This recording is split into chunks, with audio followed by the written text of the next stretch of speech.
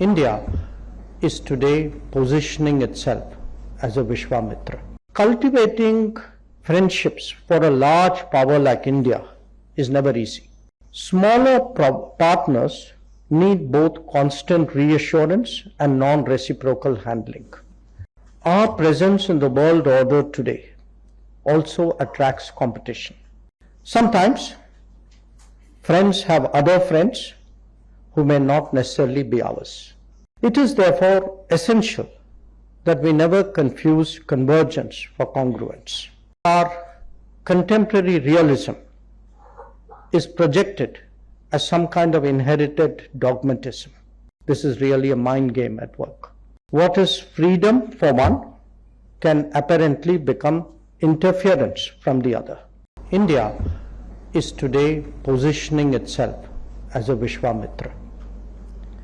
We seek to be friends with as many as possible.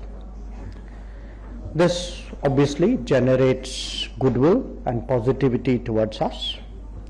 It is reflected in the growing contribution we make to global good, and indeed in the closer engagement with the international community. In some ways, this is diplomacy 101. You could even say common sense. If you look deeper, there are cultural and historical factors at work as well, including the fact that we are not a dogmatic civilization. There is a capability aspect as well, which accounts for the self-confidence with which we approach the world. Now, because we are friendly, does this automatically mean that we have many friends? Certainly, as this book demonstrates, the metrics of evaluating relationships make a very powerful case that these have progressed very significantly in India, for India. Yet it is important not to overstate, not to oversimplify, and not to over-assume. Life is more complicated than that. Now, the term friends itself has a certain quaintness, a certain, I would even say, an innocence to it. The truth is that relationships develop when interests intersect or at least converge. Undoubtedly, sentiment and values do play a part, but not when divorced from interests.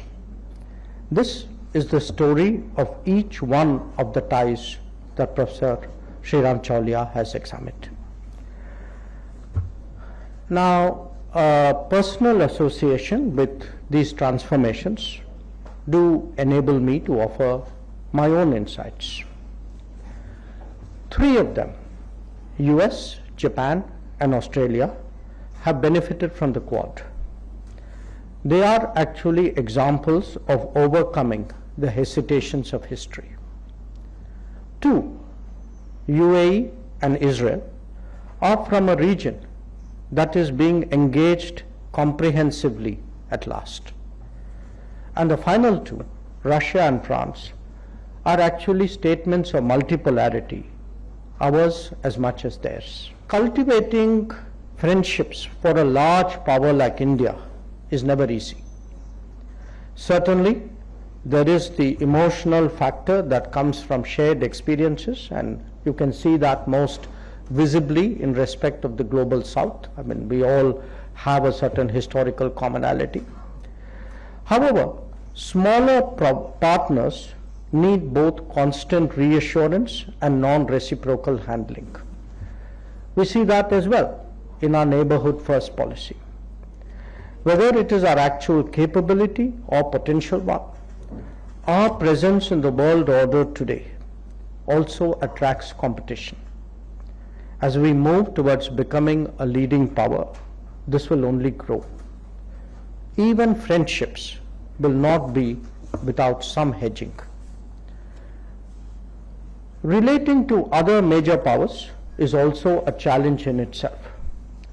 The more global they are, the broader are their range of activities and interests.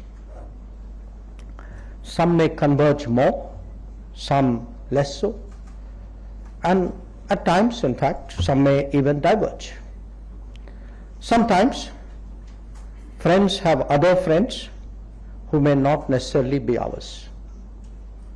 They may, for example, reflect the dilemmas of the old order and the new. It is therefore essential that we never confuse convergence for congruence. Friendships are also not exclusive, particularly so in a multipolar world. It is only to be expected that others, even friends, will seek to maintain their option while restricting ours. You will from time to time hear that our contemporary realism is projected as some kind of inherited dogmatism. Believe me, this is really a mind game at work. Some friends may also be more complicated than others. They may not always share the same culture of mutual respect or ethos of diplomatic etiquette. We have from time to time seen comments on our domestic issues accompanied by a professed desire to have honest conversations. However, the same courtesies are rarely accorded to the other side. What is freedom for one can apparently become interference from the other. The fact is that sensitivities like sovereignty and territorial integrity will always be a factor in evaluating partners.